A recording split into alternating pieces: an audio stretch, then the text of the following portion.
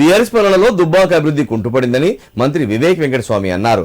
దుబ్బాక నిధులను గత పాలకులు సిద్దిపేటకు తరలించి దుబ్బాకకు అన్యాయం చేశారని విమర్శించారు. పార్టీ నిబంధనలు పాటించని టీపీసీసీ ఉపాధ్యక్షుడు శ్రవణ్ కుమార్ రెడ్డిపై కఠినంగా వ్యవహరిస్తామని హెచ్చరించారు. సిద్దిపేట జిల్లా దుబ్బాక మున్సిపాలిటీ పరిధిలోని డబుల్ బెడ్రూమ్ ఇళ్లు రామలింగారెడ్డి కాలనీ, చెరువాపూర్ గ్రామాలలో కాంగ్రెస్ పార్టీ దుబ్బాక నియోజకవర్గం ఇన్ఛార్జ్ చెరుకు శ్రీనివాసరెడ్డితో కలిసి మంత్రి వివేక్ వెంకటస్వామి మున్సిపల్ ఎన్నికల ప్రచారంలో పాల్గొన్నారు. ఈ సందర్భంగా ఏర్పాటు చేసిన సమావేశంలో ఆయన మాట్లాడారు. కాంగ్రెస్ పార్టీ అభ్యర్థులకు కాకుండా స్వతంత్రులకు మద్దతుగా ప్రచారం నిర్వహించిన టీపీసీసీ ఉపాధ్యక్షుడు శ్రవణ్ కుమార్ రెడ్డిపై అధిష్టానానికి సూచించామన్నారు. అధిష్టానం ఆదేశాల మేరకు చర్యలు తీసుకుంటామని మీడియాకు వెల్లడించారు. కాంగ్రెస్ ప్రభుత్వం అధికారంలోకి వచ్చిన తర్వాత పేద ప్రజలకు సన్న బియ్యం, రేషన్ కార్డులు, డబుల్ బెడ్రూమ్ ఇండ్ల పట్టాలను పంపిణీ చేయడం జరిగిందన్నారు. దుబ్బాక మున్సిపాలిటీలోని 20 వార్డుల్లో ఉన్న కాంగ్రెస్ అభ్యర్థులను గెలిపిస్తే ముఖ్యమంత్రి రేవంత్ రెడ్డిని ఒప్పించి రెవెన్యూ డివిజన్ ఏర్పాటు అయ్యే విధంగా చూస్తానని, దుబ్బాక బస్ డిపోకు 10 బస్సులు మంజూరయ్యేలా కృషి చేస్తానని హామీ ఇచ్చారు. బీఆర్ఎస్ ప్రభుత్వం అధికారంలో ఉన్నన్ని రోజులు ఆ పార్టీ నాయకులు అవినీతికి పాల్పడడం తప్ప అభివృద్ధి చేయలేదని విమర్శించారు. కేసీఆర్ ఇంట్లో దోచుకున్న డబ్బుల వాటాల విషయంలో పంచాయతీ నడుస్తుందని ఆరోపించారు. ఇప్పటికైనా మున్సిపాలిటీలోని ఓటర్లు ఆలోచించి బీఆర్ఎస్, బీజేపీ పార్టీల అభ్యర్థులకు ఓటుతో గుణపాఠం చెప్పాలన్నారు. శ్రీనివాసరెడ్డి గారు చెప్పారు, అది టీపీసీసీకి ఇన్ఫర్మేషన్ పోయింది. వాళ్ళు ఎంక్వైరీ చేసి సరైన నిర్ణయం తీసుకున్నారు. రాష్ట్ర వ్యాప్తంగా కాంగ్రెస్ గాలి నడుస్తుంది.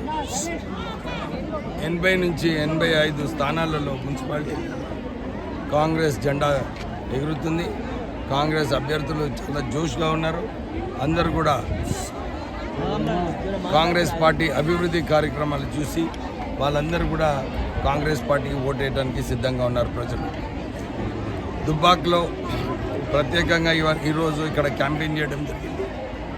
నేను కేవలము చెన్నూరు నియోజకవర్గంలో డిఎంఎఫ్టీ నిధులు ఏదైతే హరీష్ రావు సిద్దిపేటకి తీసుకుపోయాడు అనుకున్నానో, ఇక్కడికి వచ్చిన తర్వాత దుబ్బాకలో కూడా ఈ 3 కాన్స్టిట్యున్సీలో సిద్దిపేట, సిరిసిల్ల, గజ్వెల్ రాష్ట్ర వ్యాప్తంగా డిఎంఎఫ్టీ నిధులు ఏది ఉన్నాయో ఈ 3 కాన్స్టిట్యున్సీలోనే ఫండ్స్ అన్నీ కూడా డైవర్ట్ చేయడం జరిగింది.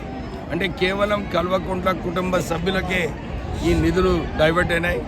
తర్వాత ఏదైతే టీఆర్ఎస్ పార్టీలో 1000 కోట్ల రూపాయలు ఫిక్స్డ్ డిపాజిట్ ఉన్నాయంటే అది కేవలము ప్రజా ధనంని వారు దోచుకొని కాళేశ్వరం ప్రాజెక్ట్ అని చెప్పి, మిషన్ భగీరథి అని చెప్పి, ఇంటింటికి నల్లా ఇస్తామని చెప్పి ఇవన్నీ కుంభకోణాలు చేసిన పార్టీ టీఆర్ఎస్ పార్టీ.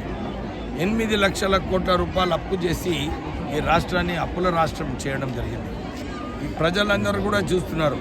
ఏదైతే అభివృద్ధి ఈ 2 సంవత్సరాలు అయిందో, కొత్త రేషన్ కార్డులు, సన్న బియ్యము, 200 యూనిట్లు ఫ్రీ, మహిళలకు bus travel free, Rajiv Aarogyasri scheme కింద 10 లక్షల రూపాయల వరకు ట్రీట్మెంట్ ఫ్రీ. ప్రజలందరూ కూడా ఈ అన్ని స్కీమ్స్ని అనుభవించి వాళ్ళందరూ కూడా కాంగ్రెస్ పార్టీకి ఓటేయడానికి ముందుకు వస్తున్నారు. దుబ్బాకలో కూడా ఇదే పరిస్థితి.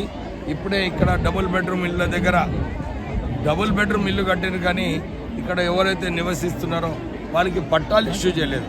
నేను ఇప్పుడే వారందరికీ కూడా మేము హామీ ఇచ్చినాము కాంగ్రెస్ పార్టీ తరఫు నుంచి. వీళ్ళకు 100 రోజుల్లోనే వీళ్ళకు పట్టాలు ఇప్పించి వారి కాలనీలో రోడ్స్, నీళ్లు, డ్రైనేజ్ అన్నీ కూడా సరిగా చేస్తామని చెప్పి వారికి హామీ ఇవ్వడం జరిగింది.